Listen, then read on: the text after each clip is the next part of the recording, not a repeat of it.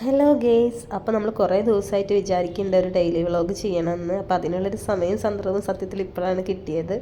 ഇത് ആദ്യമാണ് എൻ്റെ ചെറിയച്ഛൻ്റെ മോന്. അപ്പോൾ ഇന്നും അവന് എനിക്കും ലീവാണ്. അപ്പോൾ രണ്ടുപേരും കൂടിയിട്ടുള്ളൊരു ദിവസം.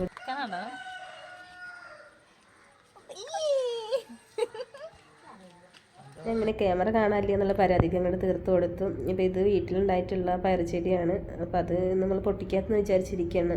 കാരണം കുറേ ദിവസമായിട്ട് അങ്ങനെ പറയുന്നുണ്ട് ഇത് പൊട്ടിക്കാം നമുക്ക് എന്നൊക്കെ. പക്ഷെ എനിക്ക് ലീവൊന്നും കിട്ടാത്തതുകൊണ്ട് ഞാൻ അമ്മടുത്ത് പറഞ്ഞ് നിർത്തിയിരിക്കുകയായിരുന്നു. ഞാൻ ലീവുള്ള ദിവസം നമുക്കിത് പൊട്ടിക്കാമെന്നൊക്കെ പറഞ്ഞിട്ട് നമ്മളിന്നത് പൊട്ടിക്കാൻ പോവുകയാണ്. അത്യാവശ്യം നന്നായി പയറൊക്കെ ഉണ്ടായിട്ടുണ്ട്.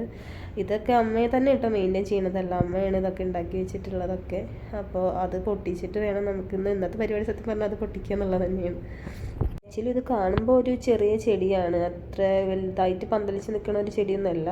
ഒരു ചെടി നമ്മൾ ബാക്ക് സൈഡ്, വീടിൻ്റെ ബാക്ക് സൈഡായിട്ട് നമ്മൾ സെറ്റ് ചെയ്തിട്ടുള്ളതാണ്. അങ്ങനെ കുറച്ച് സ്ഥലത്ത് മാത്രമാണ് അതുള്ളത്.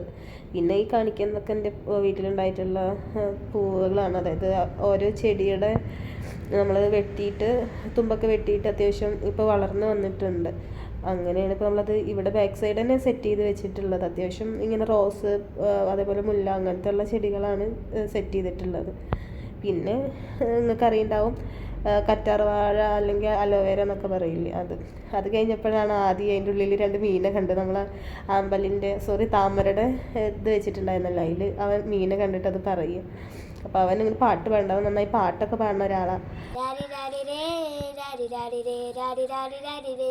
ഒരുത്തി ഒരുത്തി ഒരുത്തി കള്ളിക്കാട്ടിൽ മുള്ളിച്ചോട് പോലെ ഒരുത്തി കണ്ണാടി നെഞ്ചിൽ കള്ളി വീണ് പുലർത്തി ഒരുത്തി മുന്തിരിക്കല്ല് കണ്ണും കൊണ്ടനെ മയക്കി എണ്ണക്ക. അപ്പോൾ ഒത്തിരി വിശേഷങ്ങളുള്ളൂ. ബൈ.